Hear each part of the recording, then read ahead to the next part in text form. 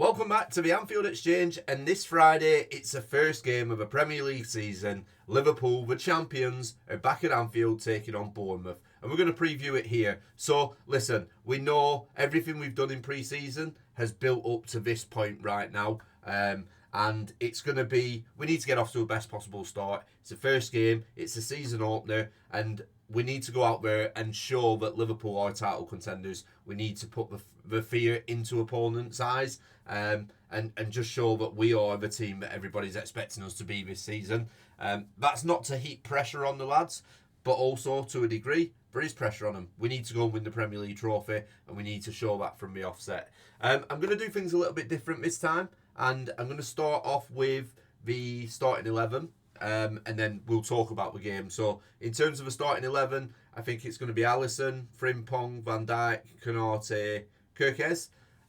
In midfield, I think he's going to go for Szoboszlai and Curtis Jones, with Florian Wirtz in front, playing the number 10 role, and we're going to see Gakpo, Ekitike, and Salah up top.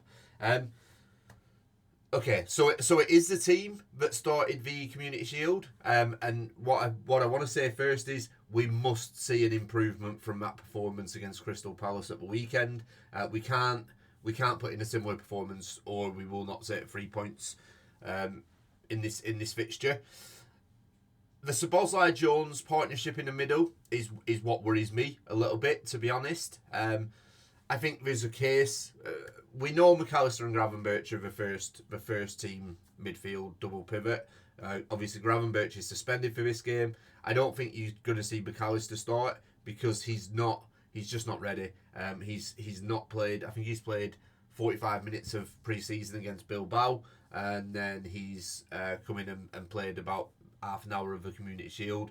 Both of those occasions, he doesn't look like he's ready. He needs to get a pre-season behind him, so I think we could potentially be waiting a few weeks till we see the best of Alexis McAllister. For that reason, I think Curtis Jones is going to start. For me personally, I'm going to make a case for Endo. I think one thing we can take away from the Community Shield performance is that we had too many players in that we didn't have enough physicality in that midfield. We had players, we had ball playing players, we had creative players, but we missed that. When Gravenberch plays for us, he's learnt this as well. When Gravenberch plays for us, he's very much a number 6. He wins the ball back. He's good on the ball. He plays passes through the lines. We miss Gravenberch very much so, and McAllister. But Endo, when we've got Szoboszlai and we've got Florian Wirtz in there who are looking to get the game going and creating things, you need somebody in there who's going to win the ball back. So that will be me stating my case for Endo to start this one. You need somebody who's going to break up the attacks, and I think it just didn't work with Curtis Jones and Szoboszlai in that double pivot. Again, we'll see how Arne Slot views it, because I think he will go with Curtis Jones, which, look, I'm okay with as long as we get the 3 points.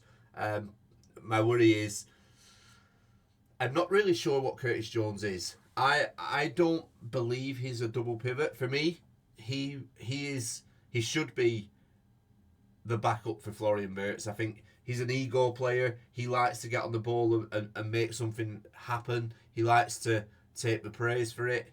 And I think if you're going to push him further forward, he can do that without the risk of him losing the ball. I think when you're in his double pivot, he holds on to the ball for too long, and if he loses that ball, we're already on the defensive. Our wing backs are high up the pitch because that's the way Arne Slot wants to play. If Curtis Jones is losing the ball in that middle, deeper than where he would be if he was playing the Florian Wirtz role, then we're in trouble. At least with playing back up to Florian Wirtz, let's be honest, he wouldn't get much game time. But if he played there, we'd probably see him not hold on to a ball for as long, because he'll be looking to then play the pass through it and get the assists and be creative in that aspect of things. So, yeah, I'm going to make a case for Endo. I don't think it's going to happen, but I'd be a big fan of Endo starting in this game, if I'm honest. In terms of Bournemouth and what to expect from them, I actually think it's a really good time to play Bournemouth.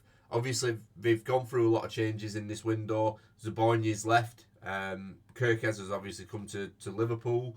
and Dean Huijsen has left. He's gone to Real Madrid. So I think they're in a position, Bournemouth, where they need to strengthen.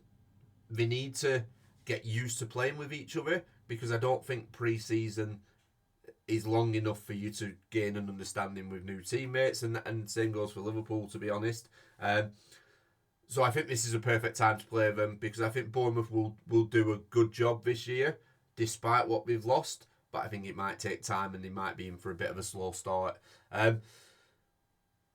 What I will say is, Liverpool need to be wary of what Bournemouth can offer on the counter-attack, because I think that's probably the way that Bournemouth will head into this game. They'll defend deep, and they'll look to counter Liverpool, especially with, if you've watched anything from the Community Shield or a pre-season, they'll see that Frimpong will be high up the pitch. They'll see that Kerkez will be high up the pitch. They'll see that Van Dijk and Konate will be not only on the halfway line, but 10 yards into the opponent's half.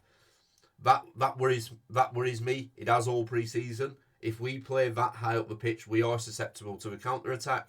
Obviously, we've got Frimpong, who has recovery pace, but Bournemouth also have some quick players in Semenyo, Tavernier, Justin Kluivert. Bournemouth are the quintessential counter-attacking team, if you will. So I think that could cause us some problems with the pace that they've got. And yeah, I do believe that's how they'll look to play, and there could be goals in this game if we get caught. And Arne Slot, look, he has to look at what happened in the Community Shield, and I know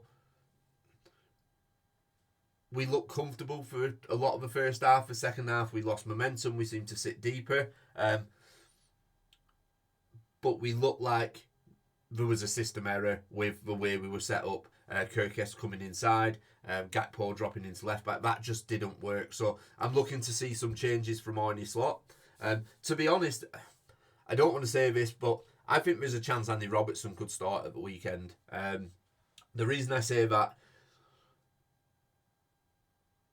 there's added pressure on Kerkez because it's his old club and it's his debut at Anfield. There's a little bit of added pressure. I think Arne Slot may potentially think about taking that pressure away from him and putting Andy Robertson in at left back, just to give some familiarity to the team, because we know Andy Robertson's not going to be bursting, making overlapping runs on Gakpo. I think if you bring Andy Robertson in, you can allow Frimpong to make those runs and rely on his recovery pace. When you've got both of them wing backs trying to get back, it leaves us short of the back. So I think there could be a surprise, and I think Andy Robertson may just make an appearance this weekend, and then back to Kerkez for the Newcastle and Arsenal games.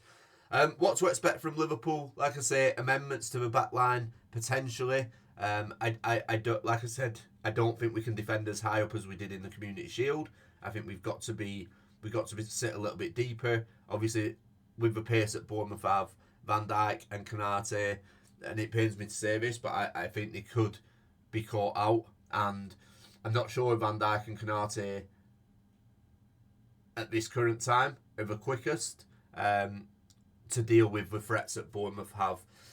Also, like I say, the double pivot as well. We've got to be better in possession. We can't give a ball away as cheaply as we did in the Community Shield, because we give it away a lot, and that's not me digging out any players. There was a few of our team that gave the ball away numerous times. You can't afford to do that in the Premier League. You will be punished, and that's part of the reason why I think we should have a ball-winning midfielder in there in Endo, because if we do give a ball away, which from previous evidence that's something we are doing, then Endo's there to win it back, and I think it could be a good thing for Liverpool.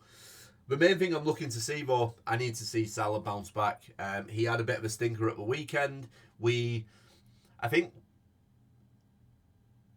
when Mo Salah plays at Wembley, it doesn't work for him, and I don't know what the reason is for that, but it's not the first time this has happened. I think he'll be more comfortable in more familiar surroundings at Anfield. I think he will play a lot better against Bournemouth, and he'll get into the game a lot more.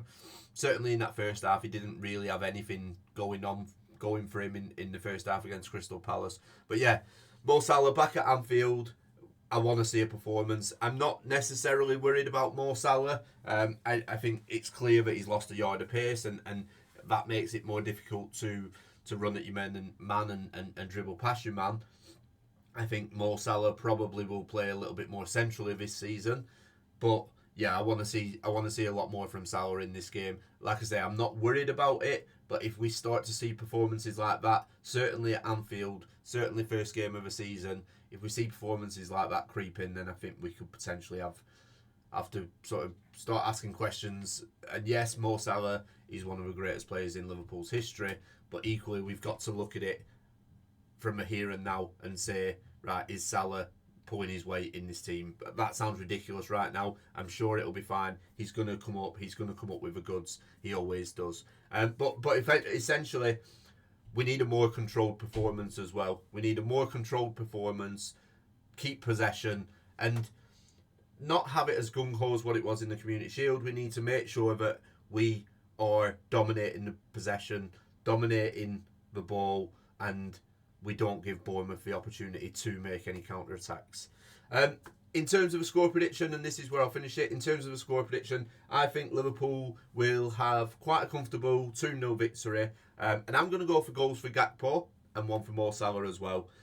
Get in the comments, let me know what score you think it'll be, whether you think we'll go on and win, who you think is going to score. I think it'll be a comfortable 2-0, and I would more than welcome a clean sheet for Liverpool as well, because I think we need one just to get a little bit of confidence flowing through the back four, and not so much the goalkeeper, because obviously Alisson's Alisson. But yeah, get a bit of confidence rolling through the back four. Nice clean sheet, couple of goals, Mo Salah on the score sheet. It'll be a perfect Friday night at Anfield. I'll see you on the next one.